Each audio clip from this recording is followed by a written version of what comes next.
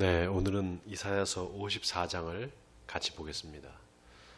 이사야서 54장은 하나님께서 이스라엘을 다시 회복시키실 텐데, 그거는 전적으로 하나님의 능력으로 또 하나님의 은혜로 회복시키실 것이다 라는 것을 말씀하고 있습니다.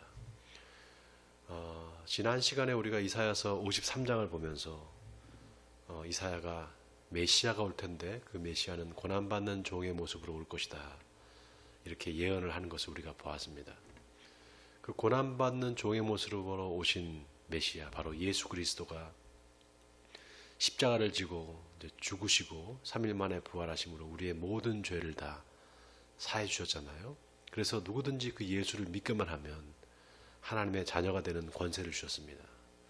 자, 이사야 선지자가 마치 그것을 예언이라도 하듯 이사야서 54장에서는 하나님께서 이제 이스라엘 백성들을 회복시키실 텐데, 그 회복은 영원한 하나님의 나라, 또 영원한 하나님의 예루살렘, 그 도성을 회복시키는 것 같이 그렇게 회복시키실 것을 말씀하고 있습니다. 그러니까 이전에는 그런 여러 하나님의 일시적인 회복과 또 다시 하나님께서 징계를 하시고 또 다시 이스라엘 백성들이 회개했다가 다시 또 떠나면은 또 다시 징계하시고 이렇게 몇 번씩 반복되던 것이 이제는 하나님께서 그런 반복하시지 않고 이제 앞으로는 영원히 이스라엘 백성들을 회복시키실 것을 오늘 이사야서 54장이 말씀하고 있습니다. 자, 1절부터 우리 한 절씩 읽어가면서 말씀 나눠보도록 하겠습니다. 잉태하지 못하며 출산하지 못한 너는 노래할지어다. 산고를 겪지 못한 너는 외쳐 노래할지어다. 이는 홀로 된 여인의 자식이 남편 있는 자의 자식보다 많음이라. 여호와께서 말씀하셨느니라. 내 장막터를 넓히며 내 처소의 휘장을 아끼지 말고 널리 펴되 너의 줄을 길게 하며 너의 말뚝을 견고히 할지어다. 이는 네가 좌우로 퍼지며 내 자손은 열방을 얻으며 황폐한 성읍들을 사람 살 곳이 되게 할 것임이라. 두려워하지 말라. 내가 수치를 당하지 아니하리라. 놀라지 말라. 네가 부끄러움을 보지 아니하리라.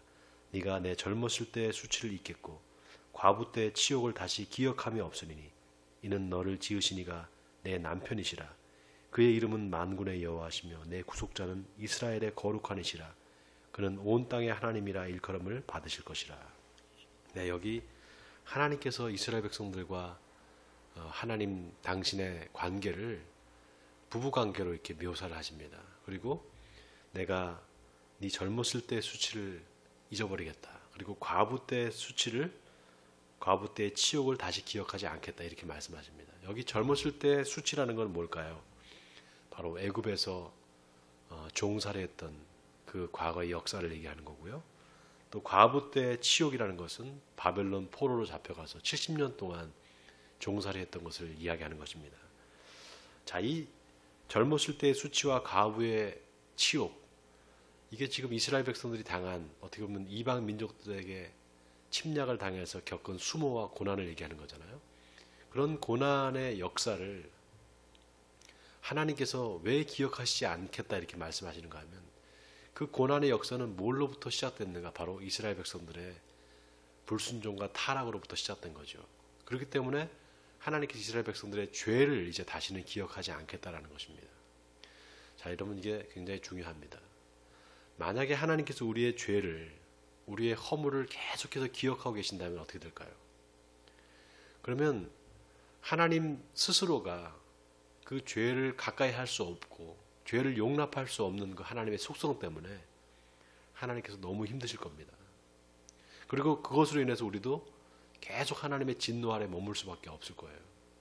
그러나 너무나 놀랍게도 예수 그리스도의 십자가 사건으로 이제 하나님께서 우리의 죄를 기억조차 하지 않으신다는 사실입니다.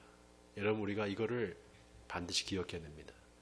예수 그리스도의 십자가 사건에 주는 그 의미가 뭐냐? 바로 하나님께서 우리의 죄를 다시는 기억하시지 않으신다는 것입니다. 그러니까 우리가 어떻게 살아야 되느냐? 우리의 죄가 다 탕감받고 우리의 죄가 없어졌다는 이 사실이 우리로 하여금 하나님 앞에 더 열심으로 나가게 하고, 또 우리가 하나님 앞에 더 경건하게 살려고 하는 그런 의지를 더 발동시킨다는 사실입니다. 바로 여기에 그리스도교 신앙, 우리 기독교 신앙의 그런 차별성이 있는 것입니다. 여러분, 우리가 이 하나님의 은혜를 분명하게 기억하고 하나님의 은혜가 얼마나 우리에게 소중한지를 늘 그걸 기억한다면 우리는 하나님의 자녀로서 하나님이 원하시는 삶을 살 수 있습니다. 그러나 우리가 하나님의 말씀대로 살지 못하는 이유는 그겁니다. 그 하나님의 은혜를, 그 우리에게 베푸신 완전한 그 죄사함의 은혜를 우리가 자꾸 의심하거나 또 그것을 기억하지 못하고 자꾸 까먹는다는 사실입니다.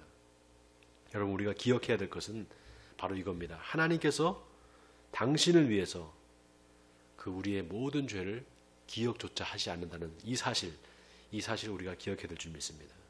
자, 계속 읽겠습니다. 여호와께서 너를 부르시되 마치 버림을 받아 마음에 근심하는 아내 곧 어릴 때 아내가 되었다가 버림을 받은 자에게 함과 같이 하실 것입니다. 내 하나님께서 말씀하셨느니라. 내가 잠시 너를 버렸으나 큰 공일로 너를 모을 것이요 내가 넘치는 진노로 내 얼굴을 내게서 잠시 가렸으나 영원한 자비로 너를 긍휼히 여기리라. 내 구속자 여호와께서 말씀하셨느니라. 자, 여기 8절에 영원한 자비로 너를 긍휼히 여기리라. 영원한 자비. 하나님께서 영원히 우리의 죄를 기억하시지 않고 우리의 죄를 사해 주신다 이 말입니다. 자, 9절입니다. 이는 내게 노아의 홍수와 같도다.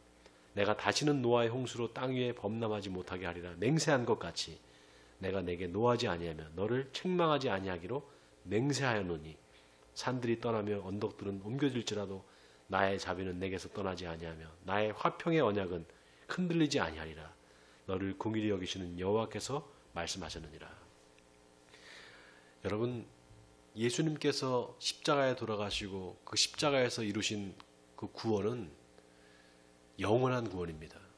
유일해적이고 그 효력은 영원한 구원을 예수님은 십자가에서 다 이루셨습니다. 십자가상에서 마지막으로 예수님께서 하신 말씀, 이제 다 이루었다, 이 말씀이 여러분 얼마나 의미심장한 말씀인지 모릅니다. 하나님의 뜻이 하늘에서 이루어진 것 같이 땅에서도 이루어지이다. 하나님의 뜻, 하나님께서 구원하시기로 하신 그 구원의 계획이 예수님께서 십자가를 지시고 돌아가심으로 그리고 3일 만에 부활하심으로 다 이루신 겁니다. 문제는 뭐냐? 그 예수님께서 행하신 놀라운 하나님의 구원의 역사를 우리가 믿고 받아들이느냐, 받아들이지 않느냐, 거기에 있습니다. 원하기는 하나님의 그 큰 구원의 역사를 마음으로 받아들이고 아멘으로 여러분의 삶에서 날마다 증언하시는 여러분 되시길 주님의 이름으로 축원드립니다. 자, 11절부터 읽겠습니다. 너 공고하며 광풍에 요동하여 안위를 받지 못한 자여, 보라 내가 화려한 채색으로 내 돌 사이에 더하며 청옥으로 내 기초를 쌓으며 홍보석으로 내 성벽을 지으며 석류석으로 내 성문을 만들고 내 지경을 다 보석으로 꾸밀 것이며 내 모든 자녀는 여호와의 교훈을 받을 것이니 내 자녀에게는 큰 평안이 있을 것이며 너는 공의로 설 것이며 학대가 내게서 멀어질 것인즉 네가 두려워하지 아니할 것이며 공포도 내게 가까이 하지 못할 것이라. 여러분, 마치 이 말씀이 지금 이 코로나 시대를 살고 있는 우리에게 주시는 말씀이 아닐까 생각이 듭니다. 너 곤고하며 광풍에 요동하여 안위를 받지 못한 자여, 보라 내가 화려한 채색으로 내 돌 사이에 더하며 청옥으로 내 기초를 쌓으며. 여러분, 하나님의 구원의 완성은 새 예루살렘과 새 하늘, 새 땅으로 그렇게 표상이 됩니다. 바로 오늘 1절부터 마지막 17절까지를 우리가 살펴보면 하나님께서 이제 미래에 예루살렘을 어떻게 회복시키실 것을 말씀하고 있습니다. 예루살렘이라는 그 성읍, 하나님께서 계시고 하나님께서 다스리시는 성읍이죠. 거룩한 도성입니다. 그 거룩한 도성을 하나님께서 더 견고하게 세우실 거다 이 말입니다. 갖은 보석과 청옥과 홍보석으로 성벽을 짓고 모든 그 믿음의 기초 위에서 이스라엘 백성들, 하나님의 선택받은 자녀들이 영원히 안식을 누릴 곳으로 하나님께서 만들어 가신다는 거죠. 자, 거기에 우리 하나님의 자녀들, 선택받고 구원받을 하나님의 자녀들은 어떤 삶을 살 것인가? 공의로운 삶을 살 것이고, 그리고 어떠한 두려움도 엄습하지 못하고 공의로운 그 삶을 계속해서 살아가는 그 하나님의 자녀들 위해 어떤 공포와 두려움도 엄습하지 못할 것이다 이렇게 말씀하고 있습니다. 자, 15절입니다. 보라, 그들의 분쟁을 일으킬지라도 나로 말미암지 아니할 것이니 누구든지 너와 분쟁을 일으키는 자는 너로 말미암아 패망하리라. 보라, 숯불을 불어서 자기가 쓸만한 연장을 제조하는 장인도 내가 창조하였고 파괴하며 진멸하는 자도 내가 창조하였은즉 너를 치려고 제조된 모든 연장이 쓸모가 없을 것이라. 일어나 너를 대적하여 송사하는 모든 혀는 내게 정죄를 당하리니 이는 여호와의 종들의 기업이요 이는 그들이 내게서 얻은 공인이라. 여호와의 말씀이니라. 자, 하나님의 공의로 은혜로 구원받은 백성들, 바로 저와 여러분이죠. 바로 저와 여러분 하나님의 자녀들은 어떠한 일이 있어도 하나님께서 지키십니다. 여러분 이거 믿으십니까? 하나님께서 우리를 철저하게 지키시고 보호하신다는 것을 오늘 이사야 선지자가 말씀하고 있습니다. 모든 연장이 우리를 치려고 하는 모든 연장이 다 쓸모없게 될 것이고 모든 무기가 다 쓸모없게 될 것이라는 겁니다. 왜냐? 하나님께서 모든 것을 창조하셨는데 그 창조하신 하나님이 하나님의 자녀들, 선택받은 자녀들을 위해서 항상 하나님께서 지키시고 보호하신다 이 말입니다. 여러분 오늘 이 말씀이 지금 이 시대에 코로나 공포 속에서 살아가는 우리에게 얼마나 큰 위로가 됩니까? 하나님께서 선택하시고 복 주시기로 작정한 백성들, 그 백성들은 하나님께서 어떠한 환난 가운데서도 지키시고 보호하셔서 마지막 최종적으로 그 하나님의 나라 영원한 천국에 그 새 하늘과 새 예루살렘에서 영원히 살게 해주신다 이 말씀입니다. 이 약속의 말씀을 오늘도 믿고 여러분 하루를 승리하신 하루 되시기를 주님의 이름으로 간절히 축원드립니다.